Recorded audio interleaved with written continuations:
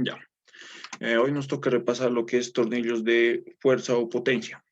La característica de los tornillos de fuerza o potencia es que más que todo se emplean para transmitir una fuerza o transmitir un movimiento, en este caso.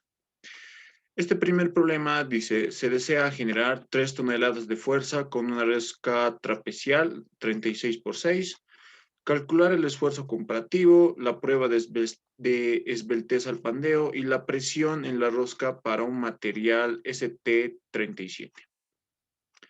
Los datos, esfuerzo admisible es igual a 0.2 o el 20% del esfuerzo de rotura.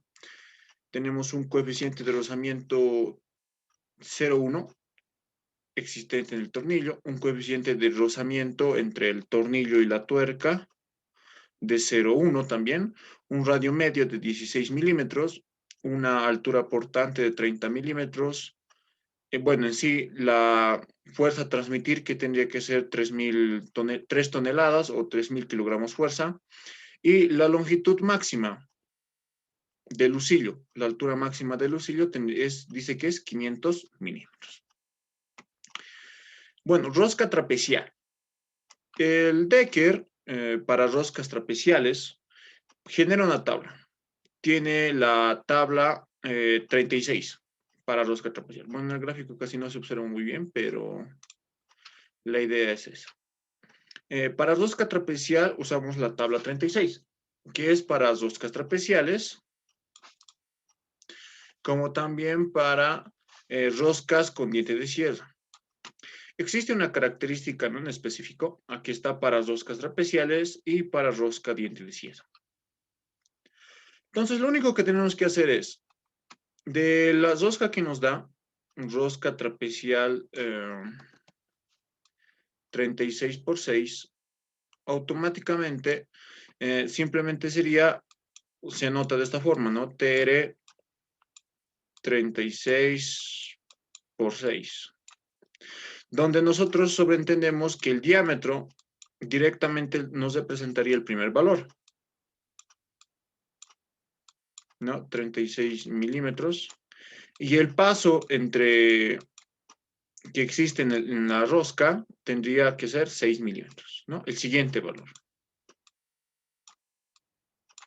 Con esas características, entonces, directamente nosotros ya tenemos tanto el diámetro como el paso en nuestro tornillo.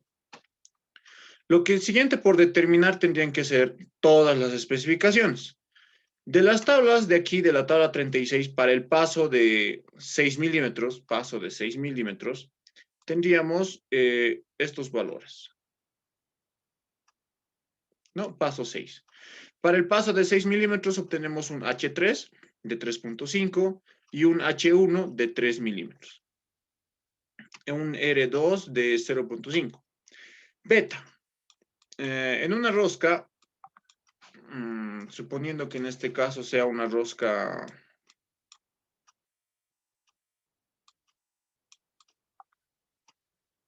métrica, esto lo denomina la nomenclatura el ángulo beta.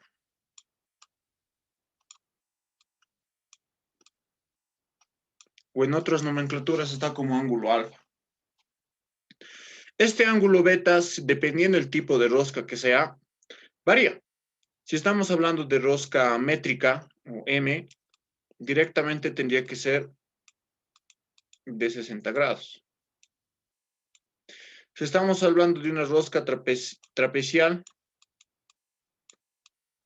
es lo que nos ha notado acá. Beta es de 30 grados. Y si estamos hablando de una rosca dientes de sierra o rosca Whitford, una antigua, estaríamos hablando de 15 grados.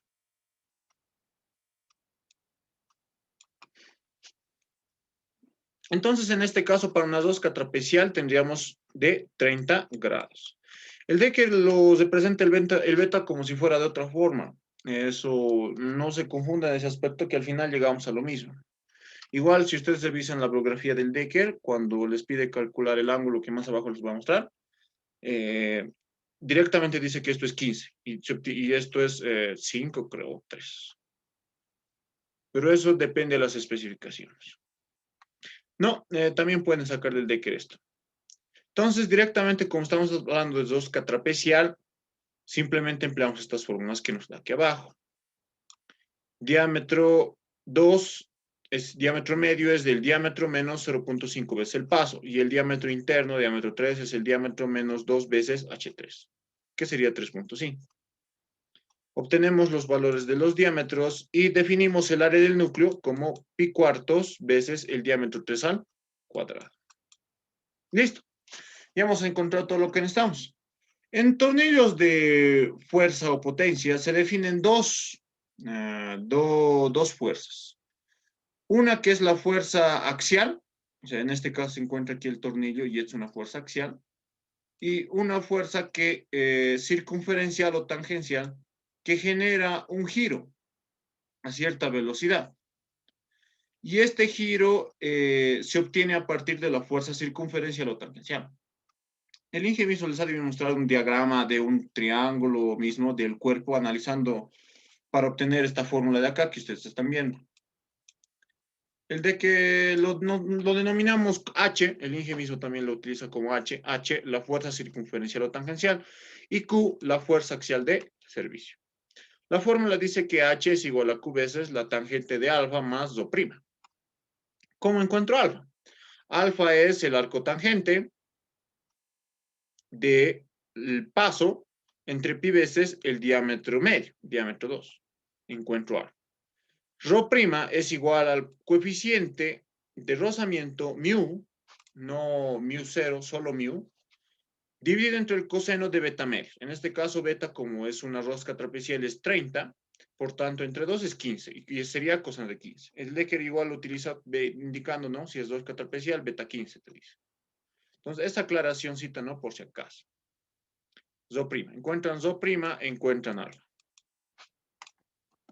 Generalmente nuestro tornillo de potencia trabaja para elevación, no para descenso. Generalmente trabaja para elevación. Por tanto, entonces, directamente llegaría a ser una suma. En el caso de que estaría trabajando para descenso, esto llegaría a ser una resta. Pero pocas veces se dan eso. Mínima condición es que alfa tenga que ser mayor que Rho'. ¿No? En el único caso en el que Rho', mejor dicho, en el único caso de que alfa sea mayor que Rho', entonces automáticamente se tendría que considerar si es ascenso o descenso. Pero generalmente siempre es ascenso, entonces, por tanto, es positivo. Si es descenso, es negativo. Encontramos la fuerza circunferencial, H. Por tanto, lo único que nos queda es el cálculo de momentos. En tornillos de fuerza o potencia se define el momento de giro del tornillo, que llegaría a ser a la fuerza H por el diámetro medio dividido entre 2, MT, momento torsor, o M también. Y el momento de rozamiento, que es el rozamiento que existe entre el tornillo y el entorno en el que está la parte roscada, ¿no? En el cual se encuentra trabajando. Por tanto, esto llegaría a ser igual a la fuerza axial por el mu 0, el coeficiente de rozamiento, por el radio medio. Encuentran un rozamiento. Y se define un último momento, el par de apriete o momento de ajuste, equivalente a la suma entre el momento de giro del tornillo y el momento de rozamiento. Definimos esfuerzos en un tornillo. En un tornillo está sometido a tracción o compresión, que llegaría a ser igual a la fuerza axial entre el área del núcleo, o un esfuerzo de torsión, equivalente a 16 veces el par de ajuste o par de apriete, dividido entre pi veces el diámetro del núcleo, diámetro 3 elevado al Q. Y también definimos un esfuerzo comparativo. En este caso, el esfuerzo comparativo es el esfuerzo de tracción-compresión elevado al cuadrado más 3 veces el esfuerzo de torsión elevado al cuadrado, las raíz cuadrada. encontramos el esfuerzo comparativo. ¿Cómo verificamos? Nos da el material, dice que es un ST37. Para el ST37 yo defino el esfuerzo de rotura, sigma sub B, equivalente a 370 newtons milímetro cuadrado. El esfuerzo admisible me está diciendo que es equivalente al 20% del esfuerzo de rotura. Encuentro el esfuerzo admisible. Y comparo de la misma forma. Nuestro esfuerzo admisible tiene que ser mayor a nuestro esfuerzo comparativo. En este caso, está cumpliendo, está bien dimensionado. Seguimos pasando y nos pide encontrar una prueba de esbeltez. La prueba de esbeltez más que todo se determina al pandeo. ¿Qué es el pandeo? El pandeo es la flexión que tiende a someterse. Por ejemplo, nosotros tenemos acá, imaginemos que es un tubo cilíndrico, digamos, que está sometido, está accionando cierta fuerza en este caso. Por tanto, cuando nosotros ejercemos una fuerza acá, ¿verdad? Supongamos que es, yo qué sé, puede ser cualquier tipo de cosa. Supongamos que, digamos, es de una gata hidráulica, el cilindro que va subiendo. En este caso cambiaría el sentido de la fuerza, ¿no? Pero también puede ser, digamos, de una rama, por ejemplo. Es más fácil de verlo de una rama. Cuando ustedes, digamos, están apoyando una rama de un árbol, ¿no? Hacia el piso, están ejerciendo una fuerza hacia abajo, ¿verdad? Por tanto, existe una reacción, ¿no? Es por las leyes de Newton, ¿no? Una reacción contraria, acá, en el plano, ¿no? En la Tierra, se podría decir. Cuando ustedes ejercen una fuerza muy elevada, automáticamente esta viga tiende a, bueno, o esta rama, se podría decir, tiende a deflectarse de esta forma. Y eso no es debido a la flexión, es debido al pandeo. Esto se lo llama pandeo. Es por eso que nosotros hacemos la prueba de esbeltez. El grado de esbeltez lo denominamos como lambda. Empleamos generalmente el caso 1, porque es el más común. Si ustedes han visto la página donde se encuentra el Decker, les envío mismo un link del Mega donde pueden descargar los libros. A la vuelta se encuentra las fórmulas y te da una gráfica de caso 1 y caso 2. El más común que generalmente se usa es el caso 1. Por tanto, empleamos la fórmula del caso 1, ¿no? La longitud máxima es igual a, bueno, lambda es igual a 8 veces la longitud máxima entre el diámetro 3. Encontramos lambda y nos da 137.93. En la página para determinar la seguridad contra el pandeo, según el libro, nos dice que lambda es mayor a 90 o que lambda es menor a 90, pero parte de 90, ¿no? En este caso sería mayor o igual a 90, ¿no? Como el lambda es mayor que 90, entonces empleamos la primera fórmula que nos da. Pi al cuadrado por el E, el módulo de elasticidad del acero, entre lambda al cuadrado por sigma. Y dice que esta seguridad contra el pandeo tiene que ser entre 2.6 hasta 6. El módulo de elasticidad del acero es 2.1 por 10 a la quinta newtons milímetro cuadrado. Y por tanto defino y encuentro la seguridad contra el pandeo. En este caso no está cumpliendo nuestra seguridad contra el pandeo. Pero simplemente estamos indicando en síntesis que va a existir este pandeo. Cuando nosotros, digamos, hagamos la construcción física de este tornillo, le pongamos un tornillo con rosca trapecial 37×6 para generar 3 toneladas de fuerza, entonces automáticamente al transcurrir el tiempo, va a existir este pandeo cada vez que se le aplique la fuerza y se va a hacer generando. Esto, como es un tornillo, tiende a romperse y deformar el camino por el cual está entrando el tornillo. Es muy desaprovechoso porque hasta el mismo cambio de una rosca de tornillo va a ser muy complicado. Luego nos pide encontrar la presión en los flancos, la denominamos como P, es igual a la fuerza axial multiplicado por el paso, todo dividido entre pi veces el diámetro medio, multiplicado por la altura portante por el valor de H1. Encontramos la presión en los flancos de 18.92 milímetros y el rendimiento del tornillo. El rendimiento del tornillo lo define el Decker, nos dice que es la tangente de alfa más ρ', todo dividido entre la tangente de alfa más el coeficiente de rozamiento mu sub 0 multiplicado por el diámetro medio multiplicado por pi dividido entre el pH. ¿Pero qué es el pH? Generalmente cuando se dimensiona roscas, o en este caso más le veo la aplicación cuando estamos hablando de un tornillo sin fin, por ejemplo. Cuando estamos haciendo la conexión entre un engranaje, ¿no? O el piñón, y aquí, digamos, está una cremallera, por ejemplo. Más, iremos por un tornillo sin fin. Este, digamos, es el piñón, y aquí está el tornillo sin fin, ¿no? Está roscado, ¿verdad? Cuando este tornillo, este piñón es un engranaje. Entonces, cuando se hace el análisis, no entra en contacto todo el tornillo, no está roscado, ¿me entienden? O sea, simplemente está roscado, ¿qué cosa? Está roscado, se podría decir, cierta cantidad de dientes. Pueden ser uno, pueden ser dos, máximo llega a ser tres, hasta cuatro quizás, pero máximo es tres, en un tornillo sin fin, ¿no? En este caso. Pero lo mismo pasa. El paso llegaría a definirse este pH como el paso total existente, o sea, generalmente el número de dientes con el que trabaja, está en constante trabajo. Como no nos da ninguna característica, entonces suponemos que es equivalente al paso, pero puede ser diferente, puede ser diferente. A veces es 3 veces el paso, a veces simplemente son 5 veces el paso, puede ser diferente. Nada más.